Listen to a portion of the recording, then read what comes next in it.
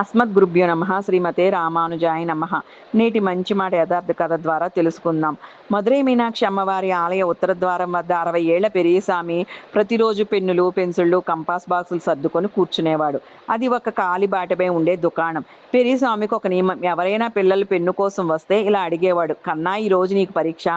ఆ పిల్లవాడు అవును తాత, లెక్కల పరీక్ష, పెన్ను మర్చిపోయానని చెబితే వెంటనే పెరియస్వామి ఒక మంచి పెన్ను తీసి, ఇదిగో ఇది నీ అదృష్టకలం, వెళ్ళి 100 మార్కులు సాధించు అనేవాడు. ఖరీదు ఎంత అని అడిగితే ముందు పరీక్ష రాయి, మార్కులు వచ్చాక డబ్బులు ఇద్దు గాని అని పంపించేసేవాడు.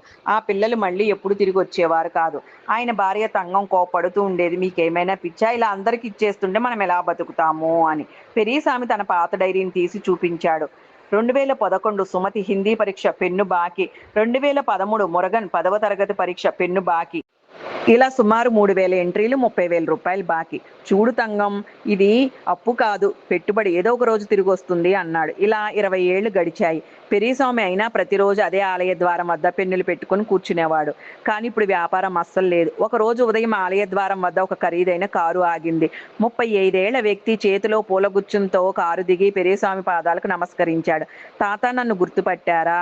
పెరియస్వామి కళ్ళు చికిలించి చూస్తూ, ముసలివాడిని అయిపోయాను, కళ్ళు సరిగ్గా కనబడడం లేదు అన్నాడు. తాత, 18 ఏళ్ల క్రితం నా 10వ తరగతి మ్యాథ్స్ పరీక్ష రోజున మీరు ఈ పెన్ను ఇచ్చి డబ్బులు తీసుకోలేదు. నేను మురగన్ని తాత. ఆ పెన్నుతోనే పరీక్ష రాసి 98 మార్కులు సాధించాను. ఈ రోజు నేను పెన్నా టెక్నాలజీస్ అనే సాఫ్ట్వేర్ కంపెనీకి యజమాని అని మురగన్ ఒక కవర్ తీసి, తాత, ఆ రోజు నేను మీకు 10 రూపాయలు బాకీ పడ్డాను, ఈ రోజు దాన్ని వడ్డీతో సహా తిరిగి ఇస్తున్నాను అని 10 లక్షల రూపాయల చెక్కు తీసి ఇచ్చాడు. పెరియస్వామి, నాయన, నాకు డబ్బు వద్దు, నువ్వు గొప్పవాడివి అయ్యావు, అదే నాకు చాలు. లేదు తాత, ఇది డబ్బు కాదు, మీ పెట్టుబడి. ఇక మీరు కాలిబాటపై కూర్చొనక్కర్లేదు, మీ బాధ్యత నాది. మరుసటి రోజు పేపర్లో హెడ్లైన్ వచ్చింది, కాలిబాటపై పెన్నులు అమ్మే తాతకు సాఫ్ట్వేర్ అధినేత 10 లక్షల గురిదక్షిణ. ఆ వార్త చదివి మరుసటి రోజు ఇంకొక కారు వచ్చింది. తాత, నేను సుమతిని, హిందీ పరీక్ష కోసం మీ దగ్గర పెన్ను తీసుకున్నాను, ఇప్పుడు నేను హిందీ టీచర్ని. ఒక వారం తిరిగేసరికి ఆలయ ద్వారం ఒక పెళ్లి ఇల్లులా మారిపోయింది. డాక్టర్లు, ఇంజనీర్లు, కలెక్టర్లు క్యూ కట్టి వచ్చి పెరియస్వామికి పూలు, పళ్ళు, బహుమతులు ఇచ్చారు. పెరియస్వామి కన్నీళ్లతో ఇలా అన్నాడు, మనం ప్రేమతో చల్లిన విత్తనం ఇప్పుడు అది మహావృక్షమై అడవిలా పెరిగింది.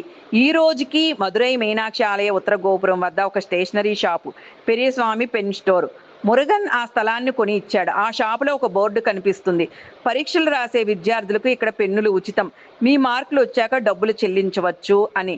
మీరు ఇచ్చేది కేవలం ఒక పెన్ను మాత్రమే కాదు, అది ఒక నమ్మకం. ఆ పెన్ను వారి జీవితంలో ఏ అద్భుతాన్ని సృష్టిస్తుందో ఎవరికి తెలుసు. సర్వం శ్రీకృష్ణార్పణమస్తు.